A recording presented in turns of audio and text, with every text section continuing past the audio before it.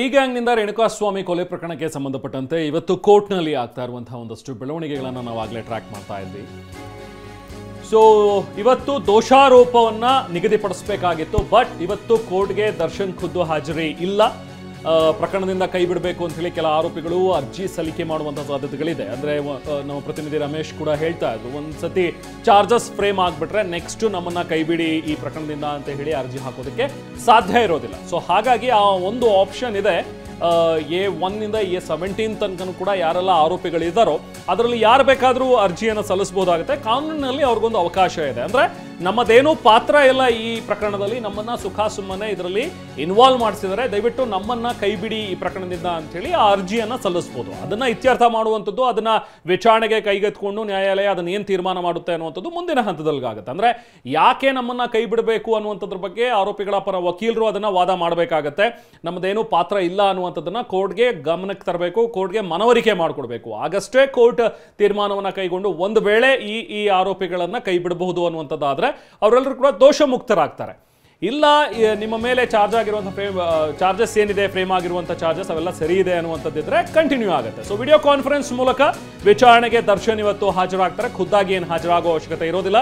ಬಿಳಿ ಬಣ್ಣದ ಜಾಕೆಟ್ ಧರಿಸಿರುವಂತಹ ಆರೋಪಿ ದರ್ಶನ್ ಇವತ್ತು ಹಾಜರಾಗಿದ್ದಾರೆ ವಿಚಾರಣೆಗೆ.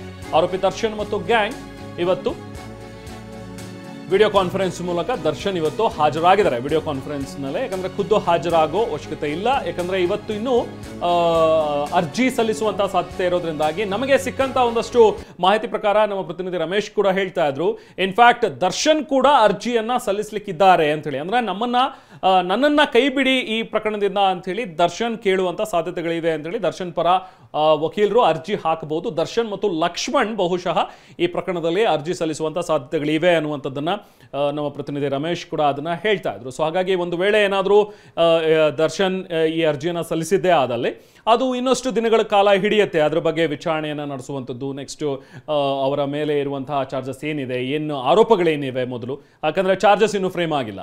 ಸೊ ಹಾಗಾಗಿ ಅವರ ಮೇಲೆ ಇರುವಂತಹ ಆರೋಪಗಳು, ಯಾಕೆ ನನ್ನನ್ನು ಕೈ ಬಿಡಬೇಕು ಅನ್ನುವಂಥದ್ದನ್ನ ದರ್ಶನ್ ಅದನ್ನ ಅವರ ವಕೀಲರು ಅದನ್ನ ಕೋರ್ಟ್ನ ಗಮನಕ್ಕೆ ತರಬೇಕಾಗುತ್ತೆ, ಮನವರಿಕೆ ಮಾಡಿಕೊಡ್ಬೇಕಾಗತ್ತೆ. ಒಂದು ವೇಳೆ ದರ್ಶನ್ ಅವರ ವಕೀಲರು ಮಂಡಿಸುವಂತಹ ಒಂದು ಪಾಯಿಂಟ್ಸ್ಗಳಲ್ಲಿ, ಅವರು ಹೇಳುವಂತಹ ವಿಚಾರಗಳಲ್ಲಿ ಹುರುಳಿದ್ರೆ ಆಗ ಅರ್ಜಿಯನ್ನು ಪುರಸ್ಕರಿಸಲಾಗುತ್ತೆ. ಇಲ್ಲ ಅಂತ ಹೇಳಿದ್ರೆ ಆ ಅರ್ಜಿಯನ್ನು ತಿರಸ್ಕರಿಸಿ ನೆಕ್ಸ್ಟ್ ಮತ್ತೆ ವಿಚಾರಣೆ ಕಂಟಿನ್ಯೂ ಆಗೋ ರೀತಿಯಲ್ಲಿ ಯಥಾ ಪ್ರಕಾರ ಆಗುತ್ತೆ. ಅದಾದ ನಂತರ ಬಹುಶಃ ಈ ಅರ್ಜಿ ಒಂದು ವೇಳೆ ದರ್ಶನ್ ಅಥವಾ ಲಕ್ಷ್ಮಣ್ ಯಾರಾದರೂ ಹಾಕಿದ್ರೆ ಆ ಅರ್ಜಿ ಇತ್ಯರ್ಥವಾಗೋವರೆಗೂ ಕೂಡ ಚಾರ್ಜಸ್ ಅನ್ನ ಫ್ರೇಮ್ ಮಾಡೋದಕ್ಕೆ ಬರೋದಿಲ್ಲ. ಈಗಾಗಲೇ ಸಾಕಷ್ಟು ಡಿಲೇ ಆಗಿದೆ ಅನ್ನುವಂಥದ್ದು ಒಂದು ಅಂಶ. ಯಾಕಂದ್ರೆ ಸುಪ್ರೀಂ ಕೋರ್ಟ್ನಲ್ಲೂ ಕೂಡ ಯಾವಾಗ ಬೇಲ್ ಅರ್ಜಿ ವಜಾ ಆಯಿತು, ಇವರ ಬೇಲನ್ನು ಕ್ಯಾನ್ಸಲ್ ಮಾಡಿ ಇಲ್ಲ ನೀವು ಜೈಲಿಗೆ ಹೋಗಬೇಕು, ಆದಷ್ಟು ಬೇಗ ಈ ವಿಚಾರಣೆಯನ್ನ ಕೈಗೆತ್ಕೊಂಡು ಸಾಕ್ಷ್ಯಗಳ ಒಂದು ವಿಚಾರಣೆಯನ್ನ ಮಾಡಬೇಕು, ಆದಷ್ಟು ಬೇಗ ಇದನ್ನ ತ್ವರಿತವಾಗಿ ಮುಗಿಸಿ ಅನ್ನುವಂಥದ್ರ ಬಗ್ಗೆ ಇದ್ದಾಗಲೂ ಕೂಡ ಚಾರ್ಜಸ್ ಆಕ್ಚುಲಿ ಇನ್ಫ್ಯಾಕ್ಟ್ ಫ್ರೇಮ್ ಆಗಬೇಕಾಗಿತ್ತು ಇಷ್ಟೊತ್ತಿಗಾಗಲೇ. ಆದರೆ ಒಬ್ರು ಜಡ್ಜ್ ಕೂಡ ಇನ್ನೂ ಅದಕ್ಕೆ ಅಪಾಯಿಂಟ್ ಆಗಿರಲಿಲ್ಲ. ಸೊ ಹಾಗಾಗಿ ಅದು ಸ್ವಲ್ಪ ಡಿಲೇ ಆಯಿತು. ಈಗ ಮತ್ತೆ ಇವರು ಅರ್ಜಿ ಹಾಕ್ತಾ ಇರೋದ್ರಿಂದಾಗಿ ಚಾರ್ಜಸ್ ಫ್ರೇಮ್ ಆಗೋದು ಇನ್ನಷ್ಟು ದಿನಗಳ ಕಾಲ ಡಿಲೇ ಆಗೋ ಸಾಧ್ಯತೆಗಳಿವೆ. ಎಸ್, ರಮೇಶ್ ನಮ್ಮ ಜೊತೆಗೆ ಸಂಪರ್ಕದಲ್ಲಿದ್ದಾರೆ, ಮಾತಾಡೋಣ. ರಮೇಶ್, ಆಗ್ಲೂ ಕೂಡ ನಾವು ಮಾತಾಡ್ತಾ ಇದ್ವಿ, ಈಗ ಅರ್ಜಿ ಯಾರು ಹಾಕ್ತಾರೆ ಅನ್ನುವಂಥದ್ದು ಏನಾದರೂ ಕ್ಲಿಯರ್ ಆಗಿದೆ? ದರ್ಶನ್ ಏನಾದರೂ ಅರ್ಜಿ ಹಾಕ್ತಾ ಇದಾರೆ ಕೈ ಬಿಡುವಂತೆ ಕೋರಿ? ಈಗ ಸಿಕ್ಕಿರುವಂತಹ ಅಪ್ಡೇಟ್ಸ್ ಏನಿದೆ ಈಗ ಸದ್ಯಕ್ಕೆ ರಮೇಶ್? ರೆಹಮಾನ್, ಲಕ್ಷ್ಮಣ್ ಅರ್ಜಿ ಸಲ್ಲಿಸುವಂತ ಸಾಧ್ಯತೆ ಹೆಚ್ಚಾಗಿದೆ. ದರ್ಶನ್ದು ಆಪ್ಷನ್ ಇದೆಯಂತೆ, ಆದ್ರೆ ಲಕ್ಷ್ಮಣ್ ಅಂದ್ರೆ ಇಬ್ರಿಗೂ ಕೂಡ ಒಬ್ಬರೇ ವಕೀಲರಾಗಿರೋದ್ರಿಂದ, ಅಂದ್ರೆ ದರ್ಶನ್ ವಕೀಲರೇನೆ ಎಲ್ಲಾನು ನೋಡ್ತಾ ಇರೋದ್ರಿಂದ ಇಬ್ರಲ್ಲಿ ಒಬ್ರು ಈ ಅರ್ಜಿ ಸಲ್ಲಿಸೋ ಸಾಧ್ಯತೆ ಇದೆ. ಇದು ಈ ಅರ್ಜಿ ಸಲ್ಲಿಸ್ತಾ ಇರೋ ಉದ್ದೇಶ ಮೇಲ್ನೋಟಕ್ಕೆ ಏನ್ ಕಾಣಿಸ್ತಾ ಇದೆ ಅಂದ್ರೆ ಈಗ ಇಮಿಡಿಯೇಟ್ ಆಗಿ ಅವ್ರಿಗೆ ಟ್ರಯಲ್ ಆರಂಭ ಆಗೋದು ಬೇಕಾಗಿಲ್ಲ ಅಂತ ಹೇಳಿ ಅನಿಸ್ತಾ ಇದೆ. ಯಾಕೆಂದ್ರೆ ಟ್ರಯಲ್ಗೆ ಮುಂಚೆ ಇವರು ಸಂಪೂರ್ಣ ಪ್ರಿಪರೇಷನ್ ಆಗಬೇಕಾಗುತ್ತೆ. ಪ್ರಿಪರೇಷನ್ ಆಗಿ ಒಂದ್ಸಲ ಟ್ರಯಲ್ ಶುರು ಆದ್ರೆ ಆಗ ಆದಷ್ಟು ಬೇಗ ವಿಚಾರಣೆ ಪೂರ್ಣ ಆಗೋದಕ್ಕೆ ಅನುಕೂಲ ಆಗುತ್ತೆ. ಆದ್ರೆ ಈಗ ಇನ್ನು ಪ್ರಿಪರೇಷನ್ ಇವರಿಗೆ ಸಮಯ ಬೇಕಾಗಿರೋದ್ರಿಂದ ಮೋಸ್ಟ್ ಪ್ರಾಬಬ್ಲಿ ಅವರು ಈ ಒಂದು ಪ್ರಕರಣದಿಂದ ಕೈ ಬಿಡಿ ಅಂತೇಳಿ ಅರ್ಜಿ ಸಲ್ಲಿಸ್ತಾರೆ.